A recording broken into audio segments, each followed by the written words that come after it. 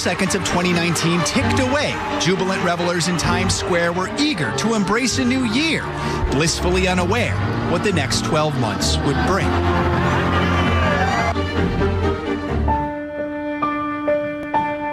Let's bring everyone to speed now on that story breaking in China, where they've closed off a major city at the center of that mysterious and growing viral outbreak. It started in January with news of a mysterious virus overseas, first ravaging China, then stretching across the globe. At the start of the day today, the coronavirus had been found in roughly 36 countries around the world. Before long, COVID-19 had penetrated America's borders, first a little, then a lot.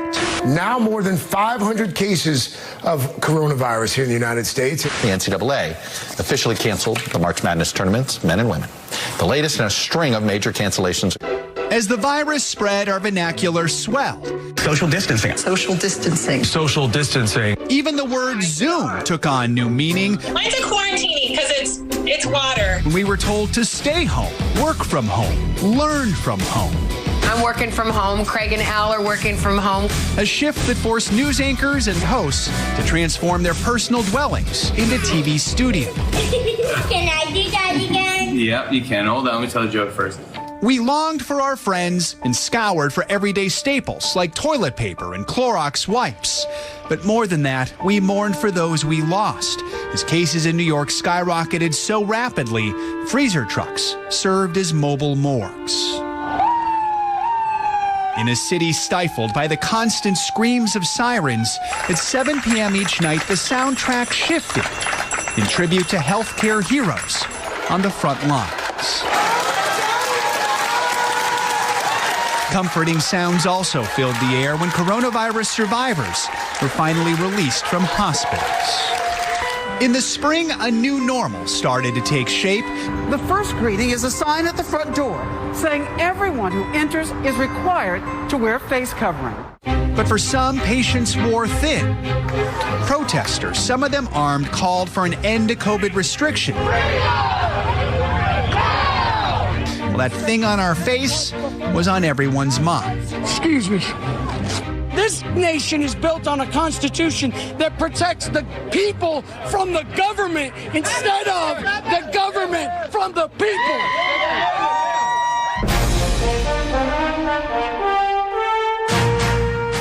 But the virus could not stop the one thing we were expecting in 2020, an election. For Democrats, after a messy caucus in Iowa, we know by the time it's all said and done, Iowa, you have shocked the nation. In a smoother primary in New Hampshire. Thank you, New Hampshire. Senator Bernie Sanders and former Mayor Pete Buttigieg emerged as frontrunners, while former Vice President Joe Biden languished. But in South Carolina, his fortunes changed. We just won, and we've won big because of you. Propelling the 77-year-old comeback kid to stunning wins on Super Tuesday. Alabama and the Deep South went to Joe Biden tonight. And eventually to the nomination.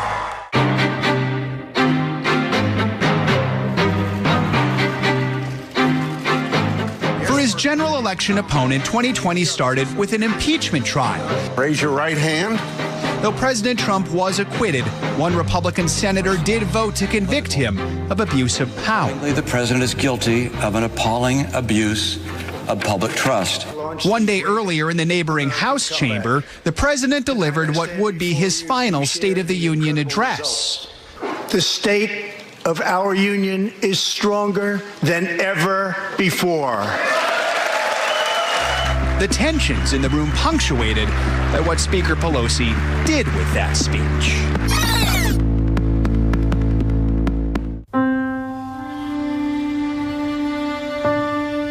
As the country struggled to contain a new pandemic, it was confronted by an all-too-familiar epidemic. I can't breathe.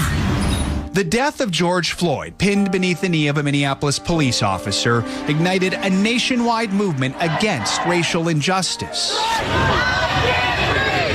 The protests followed. This is a police precinct where the 4 officers had worked.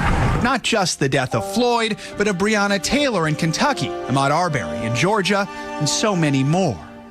The marches were largely peaceful, but tarnished by looting and violent conflicts in the street, forcing some businesses already battered by the pandemic to board up and shut down. In Washington, protesters near the White House were bombarded by tear gas, clearing the way so President Trump could cross the street for a now infamous photo op. Days later, a 2-block stretch in front of the White House was emblazoned with 3 bold words and officially renamed Black Lives Matter Plaza. Civil rights icon Congressman John Lewis visited the plaza the month before he died. His extraordinary life honored in July at moving ceremonies in Selma, Alabama, Washington, D.C., and Atlanta. Amid this year's racial reckoning, Joe Biden made history picking a woman of color, Senator Kamala Harris, as his running mate. I am incredibly honored by this responsibility, and I'm ready to get to work. The campaign carried on with unconventional conventions. Donald Trump is the wrong president for our country. He simply cannot be who we need him to be for us. It is what it is. Democrats opted for a largely virtual affair that concluded with a firework finale. The best is yet to come. While Republicans sparked controversy, using the White House as a political backdrop. Then, on a Friday night in September, 2020 delivered another unexpected blow. Supreme Court Justice Ruth Bader Ginsburg has died. The death of a trailblazing Supreme Court justice. She was a role model. She was a friend. With the election just 6.5 weeks away, Republicans pushed ahead with plans to replace the liberal icon with a conservative justice, Amy Coney Barrett. Today it is my honor to nominate one of our nation's most brilliant and gifted legal minds. She was introduced at a White House ceremony that would soon become known as a COVID super spreader event. And on October 2nd, the virus reached the highest office in the land. Standing here on the North Lawn and looking up and watching the helicopter take the President of the United States to the hospital where he is sick with the coronavirus, it is sobering. He would return to the White House 3 days later, removing his mask on the balcony and delivering this message to Americans. I learned so much about coronavirus, and one thing that's for certain, don't let it dominate you.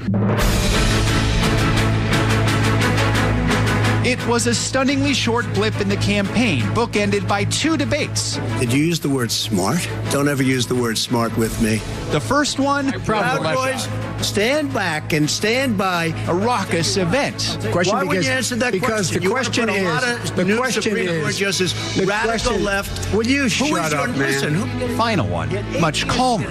Nobody has done more for the black community than Donald Trump. Between those debates, a vice presidential face-off. Mr. Vice President, I'm speaking. Remembered for the surprising guest that generated a lot of buzz. Most voters made up their minds early, casting their ballots days, even weeks before Election Day.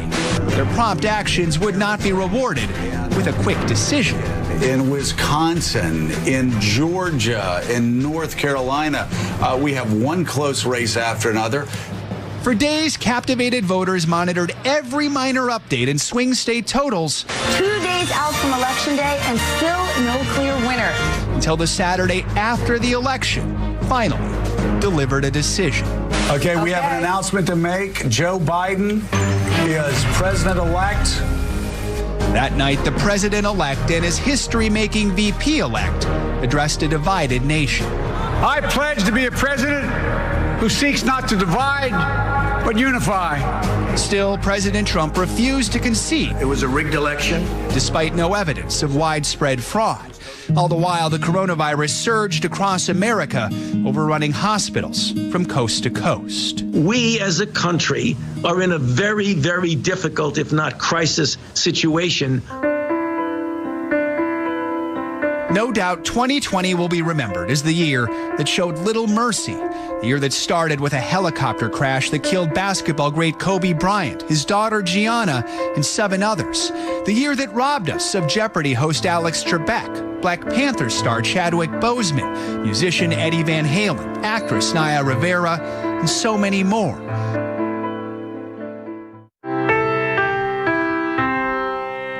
Through it all, 2020 has also given us reasons to celebrate. Like when a South Korean film won Best Picture at the Oscars, or when a tiny, adorable owl was discovered inside the Rockefeller Center tree, nursed back to health, and released back into nature. We, too, hope 2021 brings a return to familiar territory, propelled by a massive vaccination effort that's just getting started. 2020's vision is for a better year to come.